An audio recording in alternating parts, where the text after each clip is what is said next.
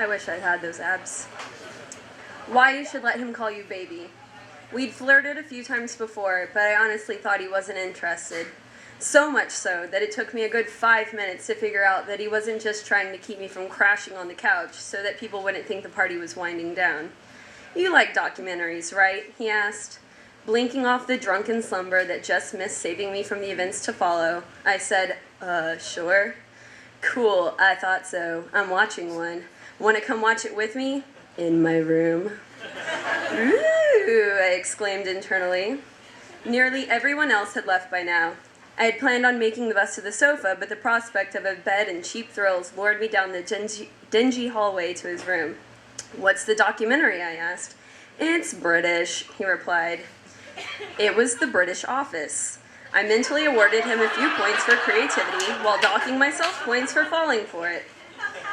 To be honest, I didn't really want to watch a documentary anyway, and even though I can never really tell exactly what Ricky Gervais is saying, I managed to save enough brain cells that evening to laugh on cue.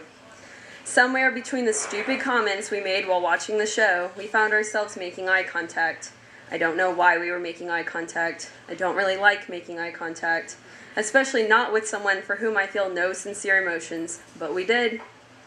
Then he grabbed my hair, one hand on each side of my head, and sort of shook my head exclaiming, "You have such thick hair!" Which made me realize he didn't. He wasn't balding or anything, it was just thinning. Sounds from the living room floated into his bedroom, interrupting our hair analysis. It was Radiohead. Yep, it was official, the party was over. His roommate sat on the couch in the living room, smoking the night's last bowl and jamming to Radiohead. I don't want to listen to Radiohead right now, he said, followed by, I'm gonna shut the door now, if that's cool. I managed something smooth, like, oh yeah, sure. I was so in. The next thing I knew, we were kissing. Then we were naked. First me, then him. As we rolled around, he started doing something I just couldn't let go. He started calling me baby. He kept saying it in this robotic yet slurred voice. Up to this point, our relationship could best be described as friendly acquaintances, so it was strange for him to address me as baby. I decided to nip it in the bud. Don't call me baby, I said. Oh, sorry, he replied. That was easy, I thought to myself. There comes a point in every casual hookup when you fall out of the moment and start paying attention to your surroundings. He had a queen-size bed, which I looked forward to sleeping in since my bed at home was much smaller. Most of the furniture consisted of what looked like the hand-me-downs we all get stuck with. The only intentional decorating consisted of concert posters, an amp, and some pin-up-style pictures of women on the walls. Oh, baby. The robotic slur pulled me out of my state of observation. Bless his heart, he really tried not to call me baby, but he just couldn't help it. What he ended up doing was worse. In moments of moderate passion, he'd say, oh, baby. Sorry, I know you don't want me to call you baby. Every time. His sincere attempts to stop were borderline romantic. He must have said a version of the apology at least 6 times while we were fooling around. By his second sorry, I could have given anything to have him just call me baby. All these apologies were killing my lady boner fast. Stop apologizing, I eventually demanded. Sorry, he said. At least he was trying. A mere 5 minutes in, I started to regret being so demanding. That is until he started making demands of his own, and my regret was replaced with confusion. He started kissing down my back, then lower and lower, until I finally let a no escape from my mouth. No? He asked, surprised. He was attempting to go down on me from behind. No, I repeated, just no.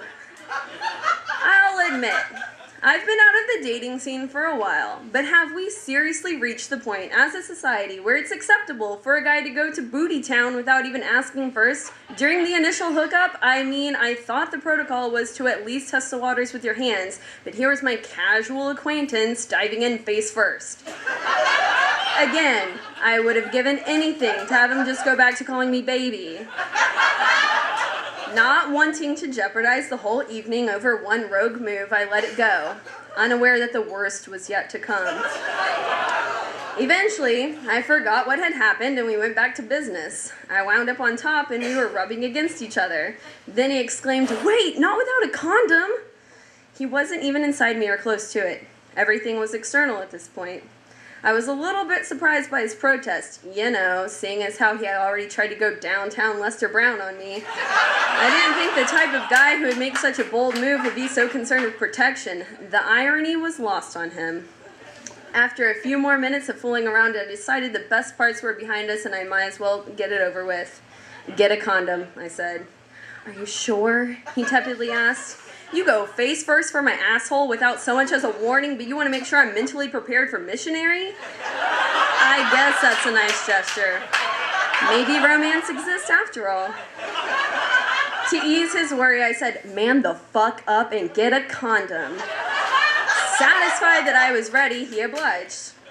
2 minutes later, we lay side by side. I was relieved that it was over. He was relieved, well, just relieved. "This never happened," I stated. "Cool with me," he replied, and so we made it true. We quickly drifted to sleep. Then I woke up to him putting my hand between his legs. Seriously? I thought about it for a moment. Maybe if he's up for this, he intends to help me out after.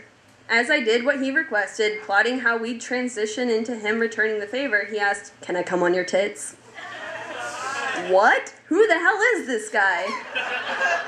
"Not this time," I replied. Seriously, he came. Not on my tits, but on himself, like a gentleman. He got up, cleaned himself off, laid back down, gave me a peck on the forehead, said, "That felt great," and then rolled over and fell asleep. I was so pissed. I lay there fuming and stupefied for minutes. Eventually, he rolled toward me to try to cuddle me under his arm. "Hey," I started. "Yeah, what is it?" he tiredly asked between yawns. "Are you aware that there is a sexually unsatisfied woman in your bed?" "Unsatisfied? You?" "Yeah, me. Duh." "Are you saying I don't know how to satisfy a woman?" he asked, genuinely concerned. "No, I'm saying you haven't yet." Then he replied with a single thing that could actually make me angrier at this point. "Oh, sweetie, I'm too tired." I didn't move. I couldn't. First you give my asshole PTSD, then you wake me up to give you a handy, and now you're too tired? I think he could sense my displeasure because he got up and put on a condom. Damn right, I thought to myself. We're done having mediocre, degrading sex when I say we're done. He got back into bed and like a champ said, "Okay, let's do this." What a trooper. We started again. I was fully warmed up from before. It felt really good. Really good.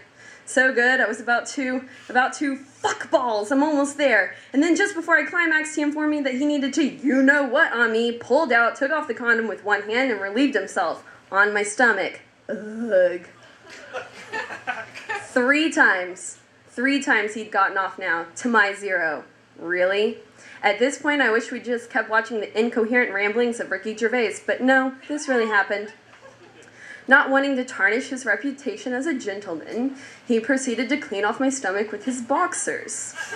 Then, we went to sleep. At first I was mad, but I guess if you sleep with a guy who calls The Office a documentary, you should know what you're getting into.